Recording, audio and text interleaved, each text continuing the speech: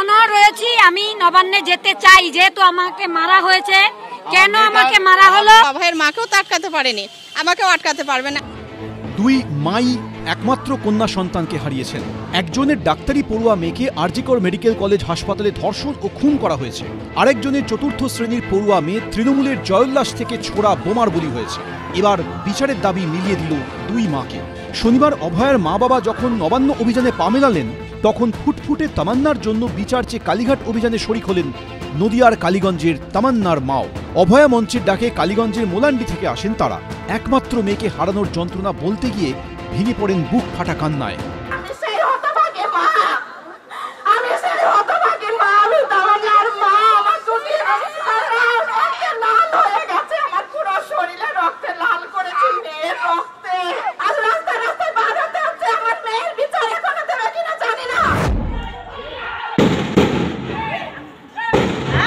কালীগঞ্জ বিধানসভা উপনির্বাচনের ফল ঘোষণার দিন জয়োল্লাস থেকে ছোড়া বোমায় প্রাণ যায় 9 বছরের ছোট্ট তামান্না খাতুনের।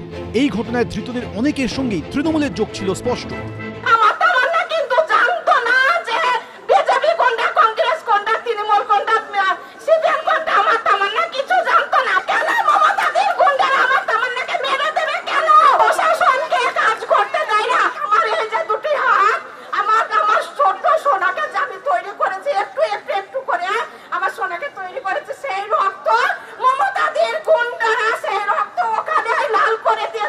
এই ঘটনা নিয়ে সরব সিপিএমও।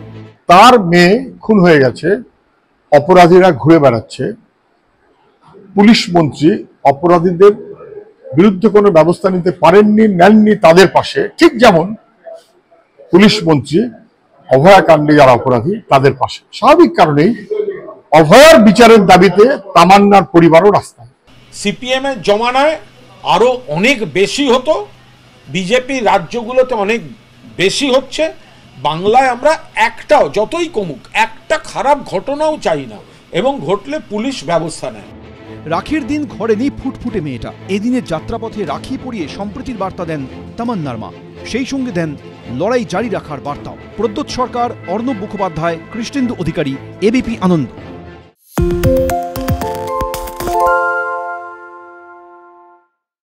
সত্য অন্তহীন, সত্যের খোঁজও তাই, সত্য সন্ধানে তাই আমরা অক্লান্ত, অকুতভয়। এবিপি আনন্দ নতুন ভাবনার প্রতীক, যা মনে মুক্ত, তথ্যে যুক্ত এবং যাবতীয় সীমানার বাঁধন থেকে মুক্ত।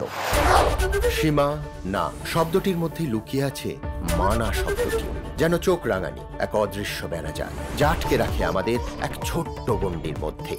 একমাত্র সঠিক খবরই গড়ে তুলবে এক মুক্ত সমাজ। সেই জগৎ গড়ার লক্ষ্যে কোনো সীমানার ঠুকুটি আমরা মানব না। এবিপি আনন্দ এগিয়ে থাকে, এগিয়ে রাখে।